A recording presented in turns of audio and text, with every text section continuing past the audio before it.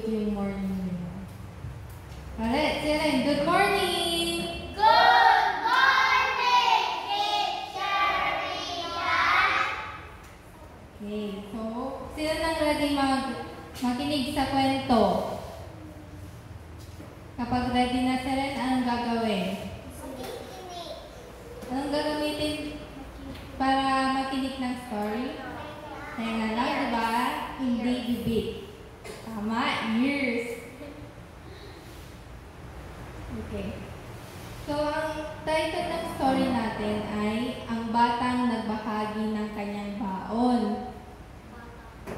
So, sino na dito ang nagugutom kahit wala pang recess? Diba? Kahit wala pang recess, gutom ka na. Kaya, sino naman dito yung nagbabaon ba kayo sa school? Sino dito naranasan ng naiwan yung baon niya sa bahay? Pagkain? Oo. Si Nika tapos si Bianca. Di ba nakakagutom? Lalo na wala kang baon na pagkain. So, sa daw natin ngayon, sa kwento natin ngayon, may isang batang nagbahagi ng kanyang baon kay Jesus. At dahil doon, meron daw miracle na nangyari. Okay, so start na tayo. Isang araw, si Jesus ay nagturo sa maraming tao. Sobrang dami nila, parang buong barangay daw, buong bayan. Sobrang dami no, parang kayo. Nakapunta na ba kayo ng yung concert na ni Belen? Opo. Di ba sobrang daming tao doon? Yung sa, anong tao doon? Kapag may yung Bangus Festival, di ba? Sobrang daming tao, di ba? Tapos, sumunod, sabi sa Bible, halos 5,000 lalaki pa lang yun.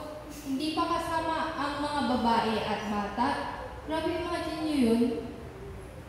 5,000 lalaki daw ang nado, tapos hindi pa daw kasama ang mga babae at bata.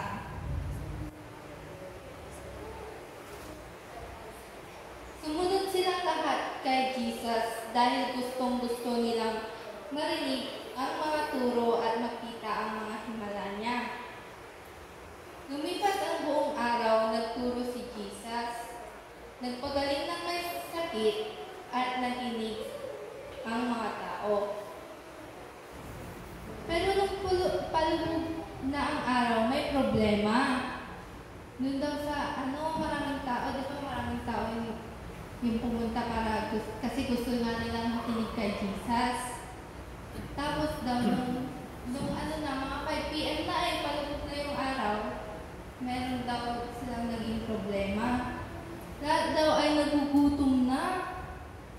Paano yung, di ba kapag nagugutom kayo, sound ng tiyan na, naririnig nyo? Paano? Di ba naranasan nyo na yun, parang nagbabibrate yung tiyan nyo kapag nagugutom na kayo? Tapos, dun daw sa maraming tao, walang tindahan, walang karinderya, at wala daw Jollibee. Di ba sa Bangus Festival kasi, meron yung mga stand na may mga chowking, gano'n, sa gilid-gilid, may mga nagbebenta ng pagkain. Doon kapag pumunta kayo sa di ba, sa gilid-gilid. Pero doon, walang kahit tindahan o karinderya, wala. Kaya tinawag ni Jesus ang kanyang alagad na si Philip. Sinong tinawag niya ulit? Philip.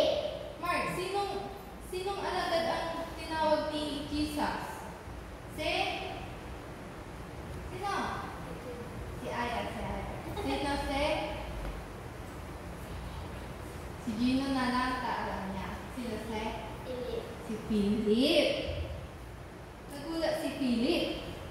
Panginoon, sabi niya, Panginoon, kahit magtrabaho kami ng ilang buwan, kulang pa rin ang pera namin para mapakain silang lahat. Di ba, totoo nga naman kasi sobrang dami ng tao na nandoon. Lumapit naman ang isa pang alagad na si Andrew. Sino ulit? Si Andrew. Sabi niya, may isang batang lalaki dito na may dalang 5 pirasong tinapay at 2 isda. Ilang pirasong tinapay? 5. Ilang isda? 2.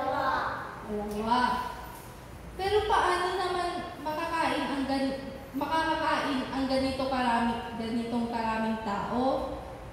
Lumingon ang lahat sa batang iyon. Bitbit niya daw ang maliit na basket.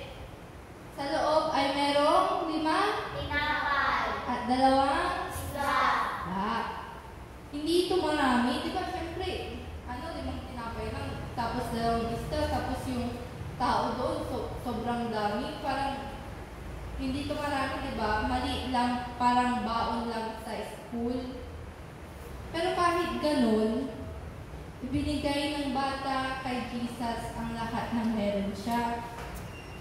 Kung kayo yung bata, ibibigay niyo rin ba yung baon niyo kahit kayo nagugutom na? Oo. Pero mahirap mo, gutom ka rin, pero itong batang to, nagtiwala daw siya kay Jesus. Ngumiti si Jesus. Tinanggap niya ang tinapay at isda, tumingin sa langit at nagpasalamat sa Diyos. Pagkatapos, hinati-hati niya ang tinapay at isda at binigay sa mga alagad. Ang mga alagad naman, inabot ko sa mga tao. Pagkatapos niya daw hati-hatiin yung isda at tinapay, binigay niya sa mga alagad, tapos yung alagad, inabot niya sa mga tao. At habang nagbibigay sila, mayroon daw milagrong nangyari. Di ba? May miracle daw na nangyari. Ano yung, sinong gustong magkula kung ano yung miracle na nangyari mo? Sige, ka. Sige daw. Kim? Titingnan natin. Sabi dito, hindi daw nauubos ang pagkain. Bawat piraso ng tinapay na binibigay, may kapalit ulit. Bawat isda na pinamimigay, may lumilitaw ulit na bago. Lahat daw ng tao nagulat. Paano yung expression nila? Ganon. Parang ganun kay Timo, nagulat daw sila. Siyempre, bawat isda daw na pinamimigay, meron na naman daw lumilitaw na bago, tapos bawat tinapay na binibigay, meron kapalit ulit. Pagkatapos kumain, sabi ni Jesus, tipunin ninyo ang mga natira para walang masayang.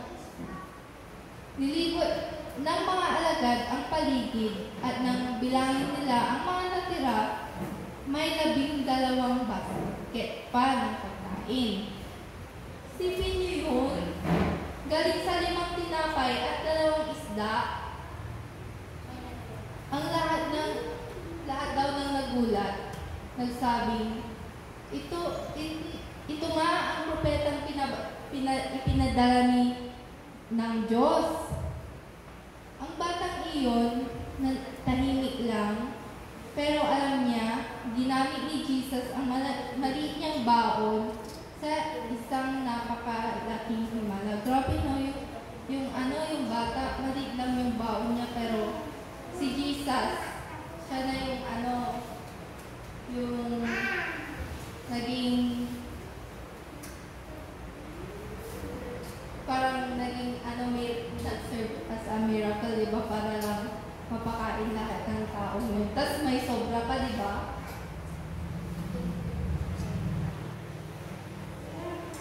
So, isipin niyo to. Parang, for example, parang, konti lang yung meron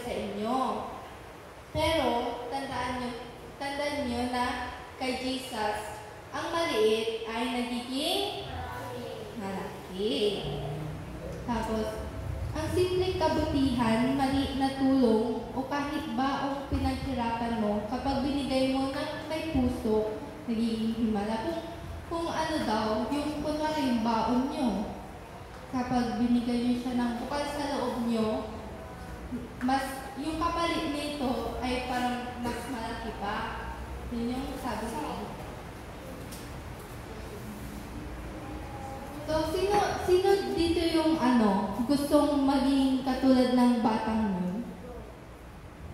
Ganon. Sure kayo, kapag yung baon nyo, kahit gutom din kayo, ibibigay nyo pa sa sa mga gutom din? Oo, hindi. Opo. Dahil ang Diyos marunong magparami ng biyaya sa mga pusong marunong magbigay. Tapos, ang ending ng story daw, umalis ang mga tao na busog at masaya. Ang mga alagad na humanga sa ginawa ni Jesus at ang batang yun, uuwi siyang dala-dala ang kwentong isang simpleng kabutihan na naging malaking milagro. Ito yung tandaan nyo, guys. Isang simpleng kabutihan ay nagiging isang malaking milagro.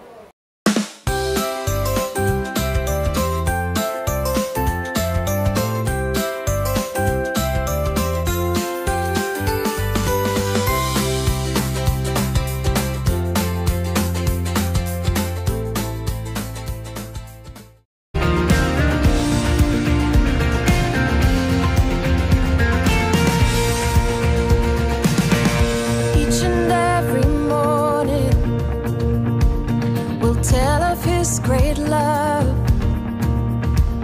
of all his faithful mercies, and all that he has done. For who can match his kindness, and who can count his words? Oh, let our praise continue till evening comes in close.